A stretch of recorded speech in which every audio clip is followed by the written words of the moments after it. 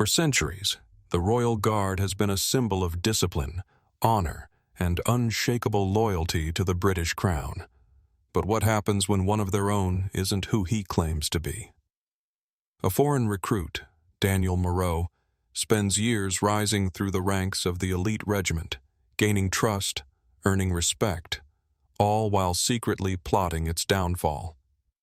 His mission? To expose the cracks in the system, to prove that even the king's protectors can be broken. But as the day of his grand sabotage approaches, he discovers something he never expected. The greatest danger wasn't the Royal Guard. It was himself.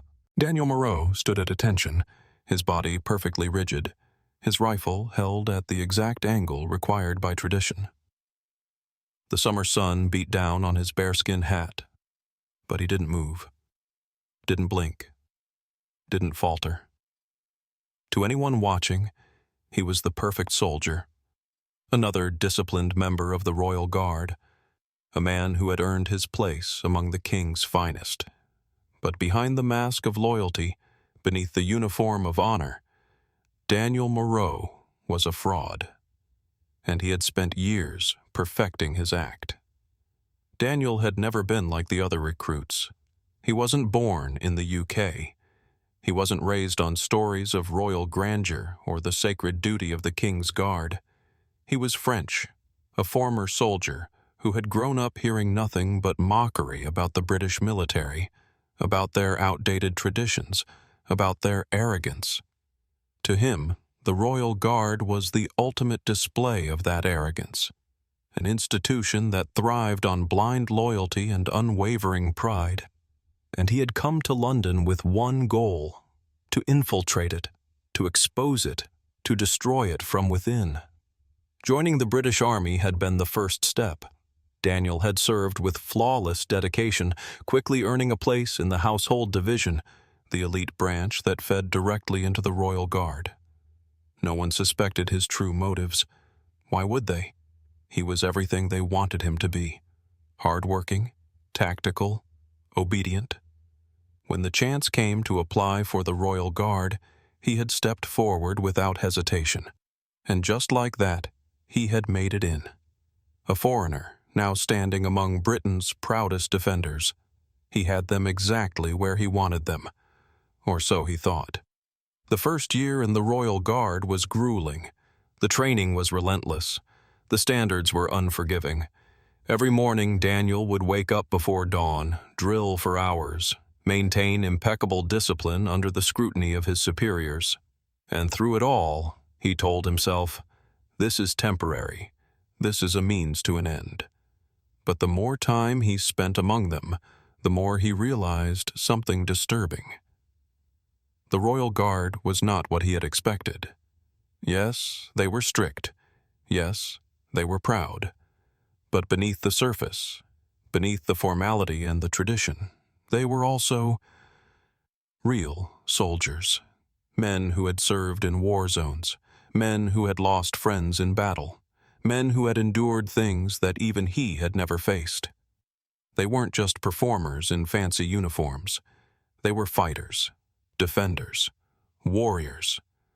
And slowly, against his will, he began to respect them.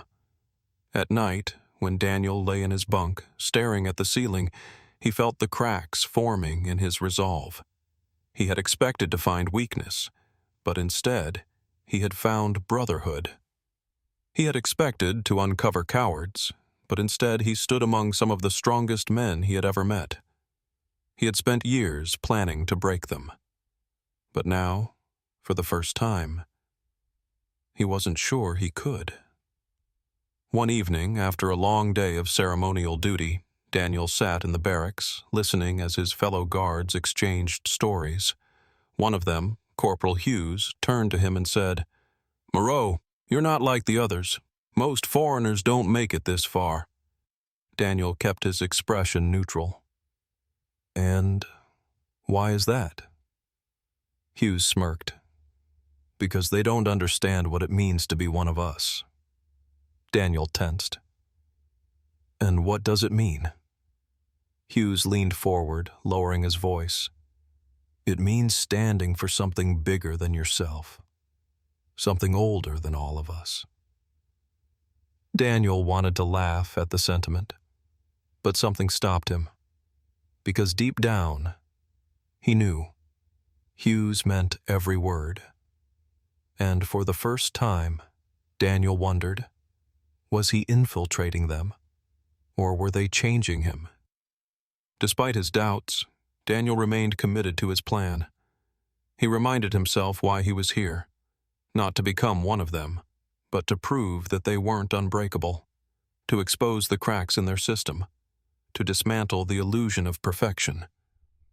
But deep inside, something had shifted, because now he wasn't just fighting against the guard, he was fighting against himself, and he was starting to fear that he might lose. Daniel Moreau was a patient man.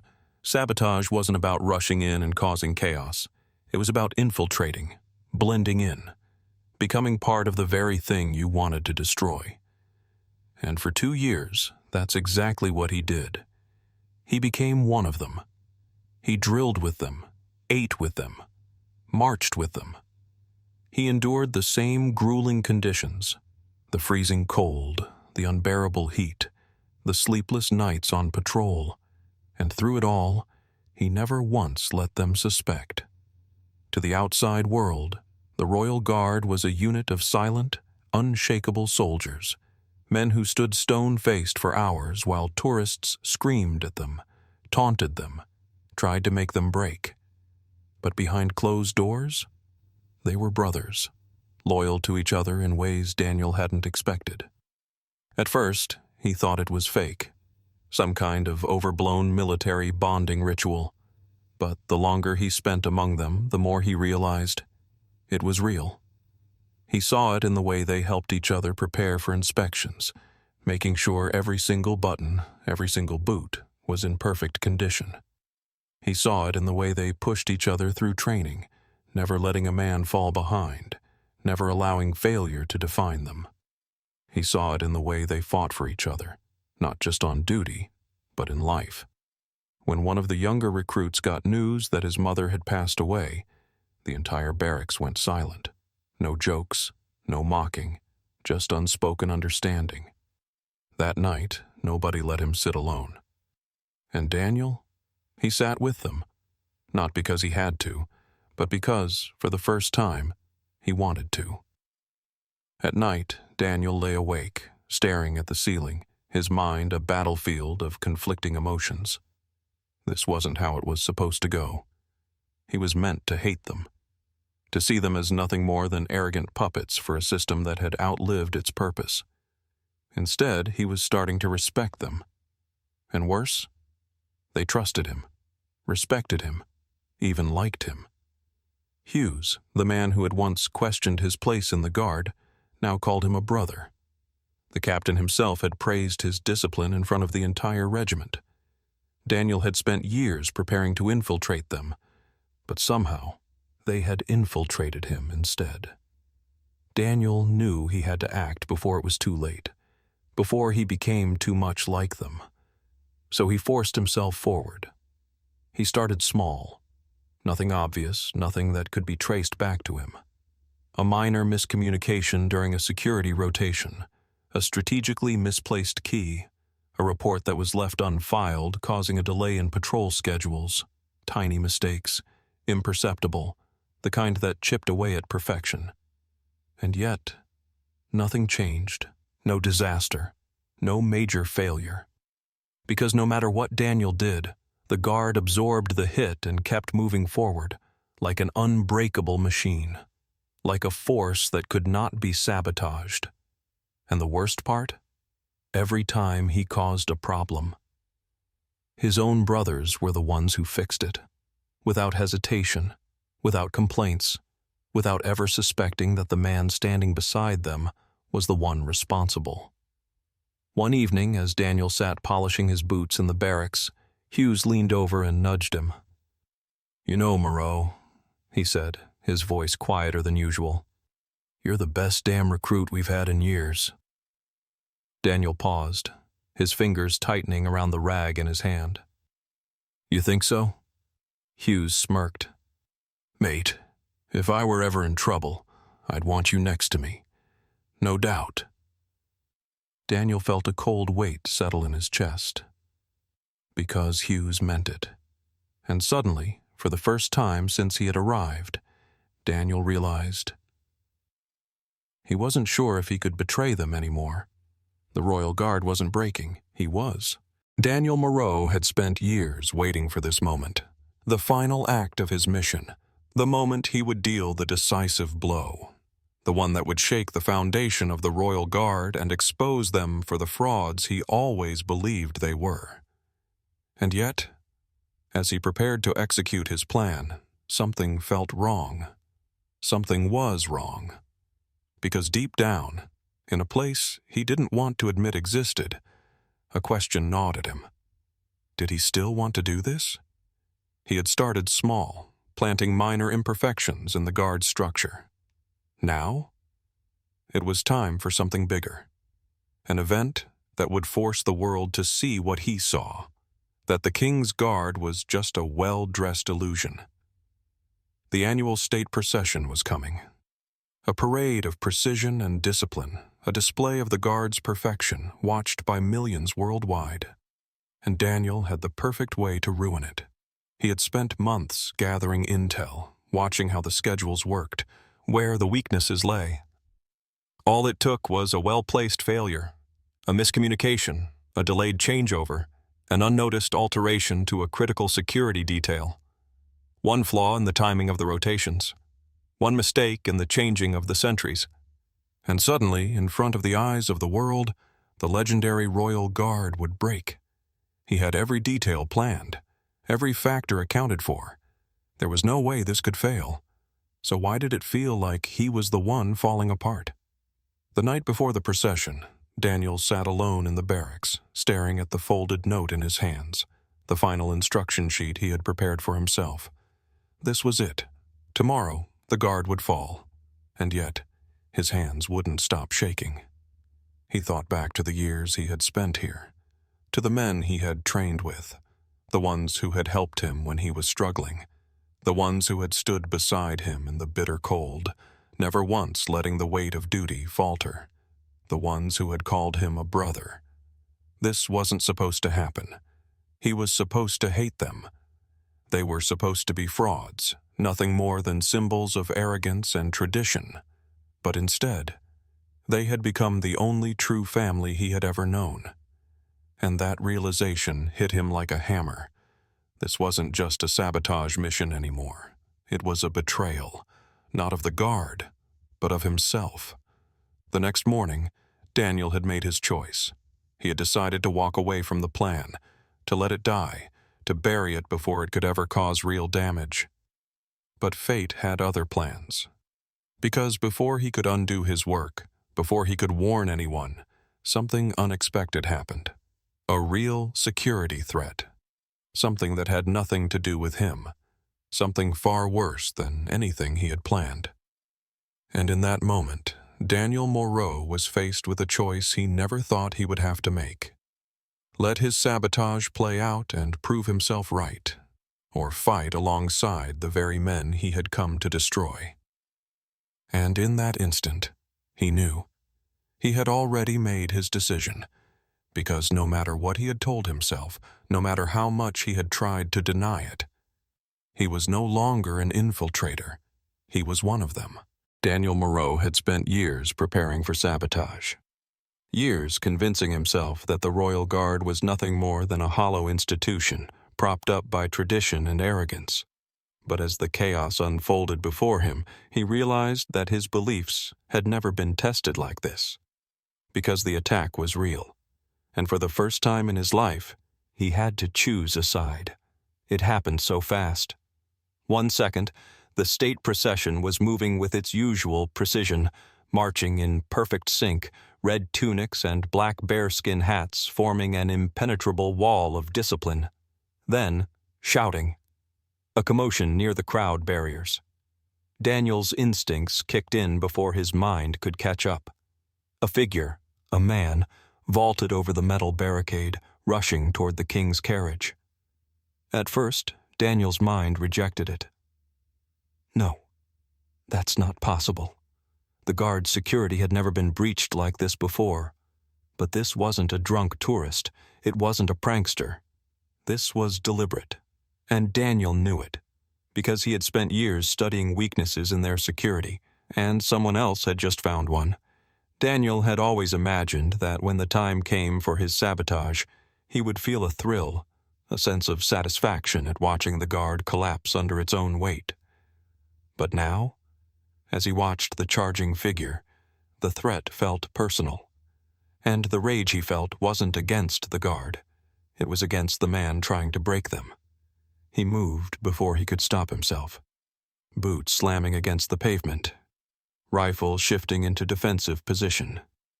The other guards reacted in unison, their discipline kicking in like a well-oiled machine. But Daniel was the closest one to the attacker. And for the first time since he had put on the uniform, he didn't feel like an infiltrator. He felt like a defender. The attacker was fast, desperate, dangerous. His eyes were wild, his face twisted in a look of determination bordering on madness. He had something in his hand. Daniel didn't need to see what it was to know it was bad. He just reacted.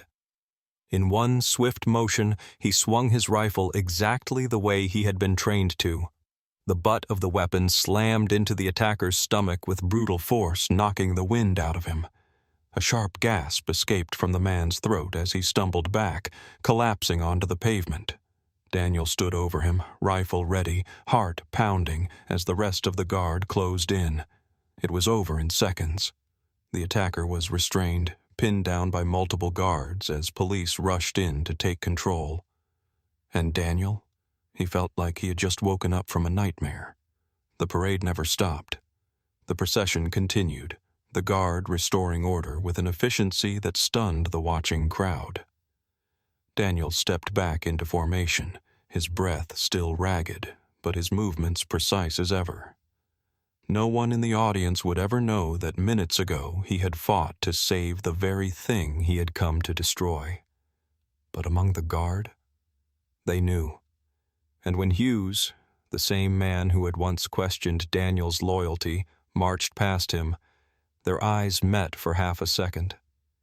Hughes gave him a single nod.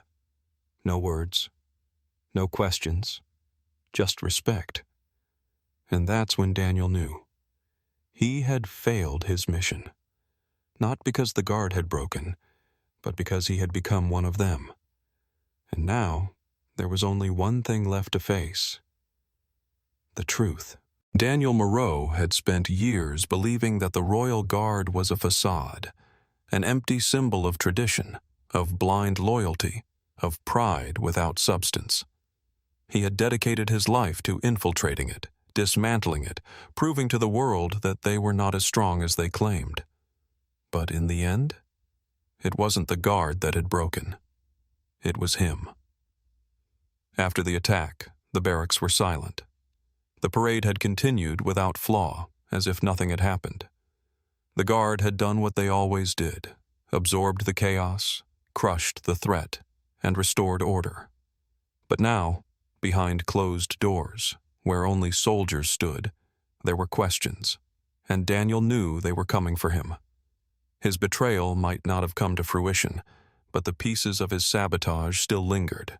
The small disruptions, the adjustments he had made, the misplaced details. And after what had just happened, there would be an audit. Someone would find the inconsistencies, and they would lead back to him. Daniel sat alone in the barracks when Hughes entered.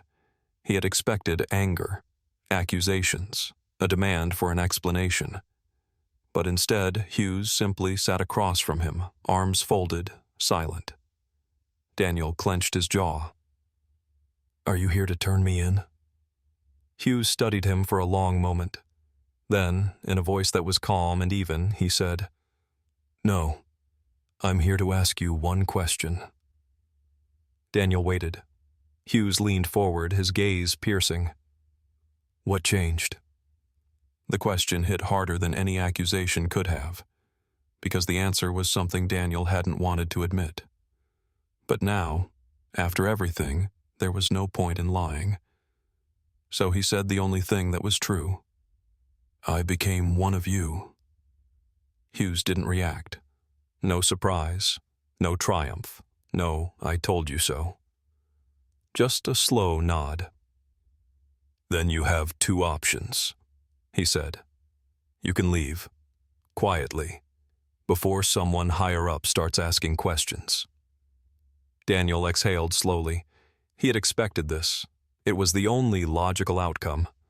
But then Hughes continued. "Or," he said, "you can prove to me that you belong here." Daniel's head snapped up. "What?"